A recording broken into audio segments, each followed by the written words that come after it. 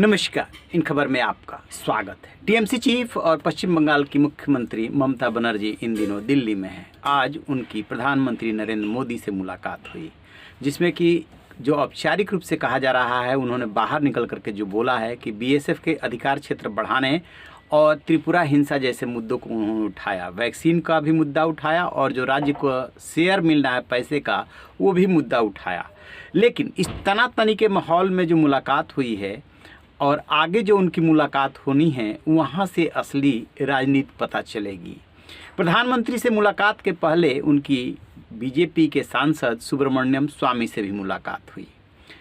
सबसे पहले ये जानते हैं कि सुब्रमण्यम स्वामी से इस मुलाकात का मतलब क्या है। प्रधानमंत्री से तो एक सीएम मिल रहा है, तो वो औपचारिक मुलाकात है। ऐसी मुलाकातों में राज्य के मुद्दे उठे होंगे निश्चित रूप से।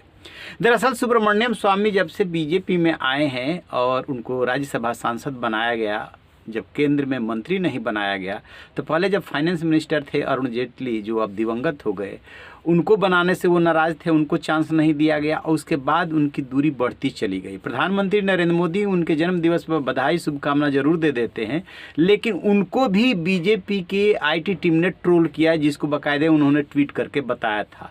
कहने का मतलब ये कि सुब्रमण्यम स्वामी की बीजेपी में हाईकमान से पट नहीं रही है।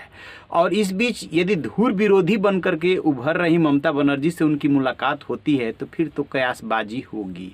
हालांकि इसको लेकर के कोई बयान नहीं दिया गया है, लेकिन मुलाकात की तस्वीरें जारी हुई है और वो भी टीएमसी के सोर्सेज से।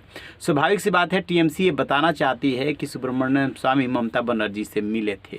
धीरे धीरे बातें स्पष्ट होती चली जाएंगी कि सुब्रमण्यम स्वामी क्या चाहते हैं। सुब्रमण्यम स्वामी की जो राजनीति करने का तरीका है कि कभी भी वो शांत और चुप नहीं बैठते हैं, अपने हिसाब से करते हैं। जिस पार्टी में रहते हैं उस पार्टी का भी विरोध करते हैं, उन्हें कहीं कोई दिक्कत नहीं है। लेकिन चूंकि आरएसएस उनको चाहता है, इसलिए अभी तक वो बीजेपी में बने हुए हैं, क्योंकि माना यह जाता है कि यूपीए सरकार के दौरान सबसे ज़्यादा यदि किसी ने भ्रष्टाचार का मुद्दा उठाया था और सुप्रीम कोर्ट तक लेकर के गए थे, यूपीए सरकार को घेरा था, तो वो सुब्रमण्यम स्वामी ही थे। बीजेपी के आंदोलन से ज़्यादा उनके मुकदमे के दाव पे से यूपीए सरकार पस्त हुई थी।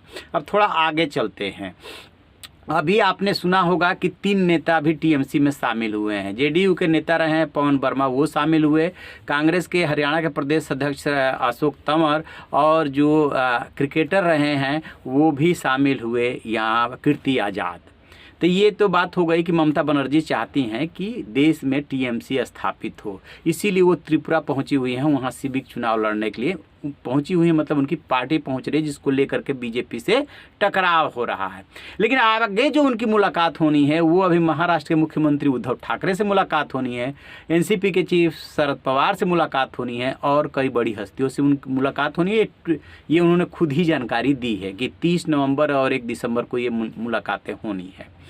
इधर आपने देखा होगा कि कांग्रेस जो है सामान्य तौर पे उनको लेकर के चुप रहती है, लेकिन अधीर रंजन चौधरी है, वो बोलते हैं कि ममता बनर्जी जो है बीजेपी से मिल गई हैं। कांग्रेस से उनकी पट नहीं रही है। क्यों? क्योंकि वो लीड करना चाहती है। वो चाहती है कि अपोजिशन जो तैयार हो बीजेपी और पीएम मोदी के खिलाफ, उसको वो लीड करे। तभी उन्होंने कहा कि यूपी में यदि अखिलेश यादव को कोई मदद की ज़रूरत होगी तो मैं मदद करने को तैयार हूँ।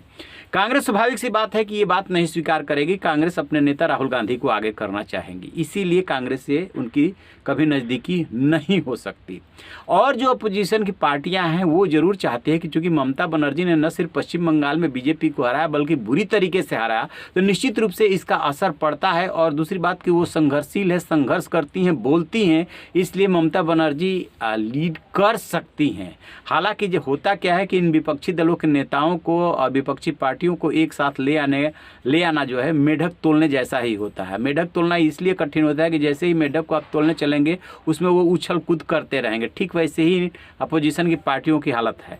अगले साल यूँ तो 5 राज्यों में विधानसभा का चुनाव होना है, लेकिन सबसे ज़्यादा यदि कहीं रस्साकसी है तो वो है उत्तर प्रदेश में। उत्तर प्रदेश में एक तरफ जयंत चौधरी ने जो हाथ मिलाया अखिलेश यादव से, दूसरी तरफ आपके नेता संजय सिंह की मुलाकात हुई है अखिलेश यादव से। और जो उत्तर प्रदेश में आज के माहौल में टक्कर देती हुई बीजेपी बीजेपी को दिख रही है पार्टी, वो समाजवादी पार्टी ही है। तो निश्चित रूप से समाजवादी के साथ विपक्षी आना चाहेंगे कि मोरल सपोर्ट किया जाए उनको, समाजवादी पार्टी को। और दूसरी तरफ दूसरे पाले में खड़ी है बीजेपी, जो कि अपना दल और छोटे छोटे दलों को साथ लेकर के भिड़ने को तैयार है। उत्तर प्रदेश में काफ़ी टेंशन है। टेंशन इस वजह से है कि हाल के दिनों में समाजवादी पार्टी ने अपना परफॉर्मेंस सुधारा है और जो वोट परसेंटेज का ओपिनियन पोल में गए पा रहा है वो बहुत ज़्यादा नहीं रह गया है, इसलिए कांटे का मुकाबला होता हुआ दिख रहा है। हाल के दिनों में प्रधानमंत्री ने जो 3 कृषि कानूनों को वापस लेने का डिसीजन लिया, रद्द करने का डिसीजन लिया, माना जा रहा है कि वो यही दबाव काम कर रहा है।